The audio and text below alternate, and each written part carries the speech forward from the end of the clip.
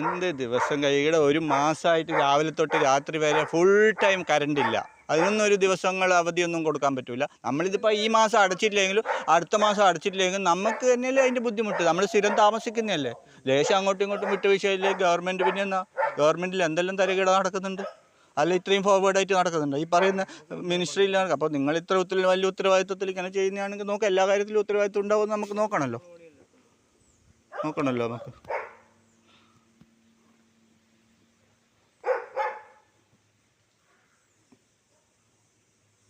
ഇത് കട്ട് ചെയ്യാനല്ലേ എളുപ്പം. അത് രണ്ടാമത് റീഫിറ്റ് ചെയ്യാനുള്ള ബുദ്ധിമുട്ട് എത്രയാണ്? പണിയല്ലേ തന്നെയല്ലേ. ഇവിടെ നമുക്ക് എന്തെല്ലാം ആവശ്യങ്ങളുണ്ട്. നമ്മൾ പൈസ അടക്കാമെന്ന് നമ്മൾ പറഞ്ഞു. ഓൺലൈൻ ചെയ്യുന്നവരാണ്. അപ്പോൾ ജസ്റ്റ് ഫോൺ ബന്ധാകാൻ കാരണം ഹോസ്പിറ്റലൈസാണ് അയാൾ. അപ്പോൾ ആ ഒരു കാര്യം നമ്മൾ 2 ദിവസമായിട്ട് നമ്മൾ അവിടെ അറിയിച്ചിട്ടുണ്ട്. 2 ദിവസമായിട്ട് വിളിക്കുമ്പോഴെല്ലാം ഞാൻ അറിയിക്കുന്നുണ്ട്. സ്വിച്ച് ഓഫ് ആണെന്ന് ഞാൻ കരുതിക്കൂട്ടി നിങ്ങൾ വിളിക്കുന്നതുകൊണ്ട് ഓഫാക്കുന്നതല്ല. അതിപ്പോൾ അതുകൊണ്ടാണ് പറഞ്ഞത് നിങ്ങൾക്ക് ഒരാഴ്ച അല്ലെങ്കിൽ രണ്ടാഴ്ച എല്ലാം സമയം തരാം. ചെറിയ ഫോർമാലിറ്റീസ് എല്ലാം പ്രശ്നങ്ങളുണ്ടാവും. ഈ കറണ്ട് എന്ന് പറയുന്നത് എന്തിനു വേണ്ടിയിട്ടാണ്? നമ്മളെ പബ്ലിക്കിന് വേണ്ടിയിട്ടുള്ള സാധനമാണ്, നമ്മളെ ആവശ്യത്തിനുള്ള സാധനമാണ്. ഇത്ര ഈ ഹാർഡ് വർക്ക് ഇത്രയും കട്ട് ചെയ്യേണ്ട ഒരു ആവശ്യമില്ല. ഇന്നലെ നാളെ നമ്മൾ ഫൈൻ അടക്കം പൈസ നമ്മൾ തന്നെ അടക്കേണ്ടത്, നിങ്ങളല്ല. അപ്പോൾ പിന്നെ നിങ്ങളിത് കട്ട് ചെയ്യുന്നതിൻ്റെ ഒരു ആവശ്യമില്ലാത്തതാണ്. നമ്മൾ അടക്കാമെന്ന് പറഞ്ഞ് ആ ഫോൺ അവർ സ്വിച്ച് ഓൺ ആവുന്ന സമയത്ത് നമ്മൾ അടച്ചോളൂ. ഇപ്പം കട്ട് ചെയ്യാതെ ഇപ്പോൾ ഓൺലൈനിൽ പൈസ അവരെ കിട്ടാതെ നമുക്ക് അടക്കാൻ പറ്റുമോ? എൻ്റെ നമ്മളെ ഗ്യാസ് തീർന്നിട്ട് 4 ദിവസമായി. എനിക്ക് പൈസ ഇല്ലാത്തതുകൊണ്ട് ഞാൻ ഗ്യാസ് വാങ്ങിച്ചിട്ടില്ല.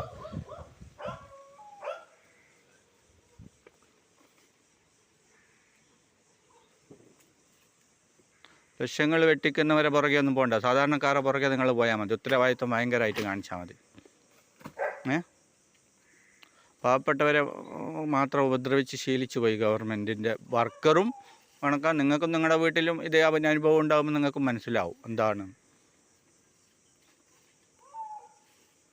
നമ്മളെ ഉത്തരവാദിത്വം. എല്ലാ കാര്യത്തിലും ഒരു രാത്രി വിളിച്ചു കഴിഞ്ഞാലോ ഇവിടെ ഒരു മരം പൊട്ടി വീണിട്ട് വിളിച്ചിട്ട് 2 ദിവസം കഴിഞ്ഞിട്ട് വന്ന് നോക്കിയിട്ട് പോയ ആൾക്കാരാണിത്. കട്ട് ചെയ്യാൻ എന്തൊരു ഉത്സാഹമാണ്. അതിന് വേണ്ടിയിട്ട് എത്ര പ്രാവശ്യം നിങ്ങൾ വിളിക്കുന്നത് ഒരാളെ കട്ട് ചെയ്യാൻ വേണ്ടിയിട്ട്. പൈസേൻ്റെ കാര്യമാണ്. ഇന്നത്തെ കാര്യത്ത് പെൻഷൻ വരെ മര്യാദയ്ക്ക് കിട്ടാത്ത ആൾക്കാരാണ്. നിങ്ങളെ പേരെന്താ? വിജേഷ്. ഇവിടെ തന്നെയാണ് സ്ഥലം? പെർമനൻറ്റ് സ്റ്റാഫാണോ? 2 പേരും പെർമനൻറ്റ് സ്റ്റാഫാണോ? ഇന്നൊരു ദിവസം കൂടി അവരെ കോൺടാക്റ്റ് കിട്ടിയില്ല ഞാൻ വീട്ടിൽ പോകും. അവരെ കാണും പോയിട്ട്.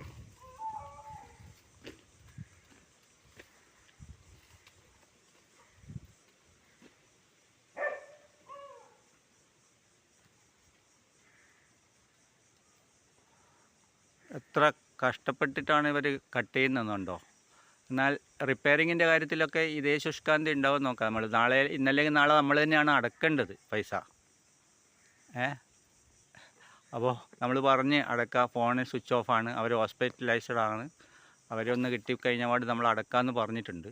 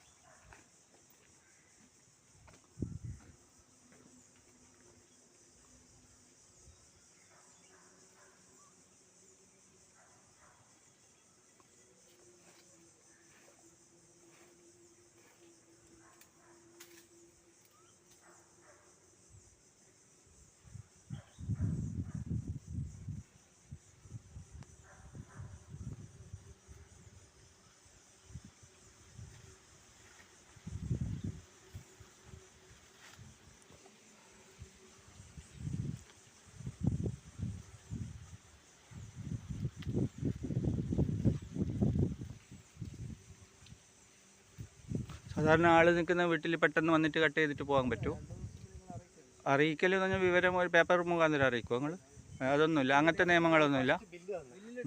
ബില്ലിൽ ഡേറ്റ് ഉണ്ടാവും, അതൊക്കെ കറക്റ്റാണ്. അത് മാത്രമേ ഉള്ളൂ, വേറെ ഫോർമാലിറ്റീസ് ഒന്നും ഇല്ല നിങ്ങളുടെ നിയമപ്രകാരം. വന്ന് മുറിച്ച് ഇളക്കേ വേണ്ടു അല്ലേ? അത്രയേ വേണ്ടു അല്ലേ?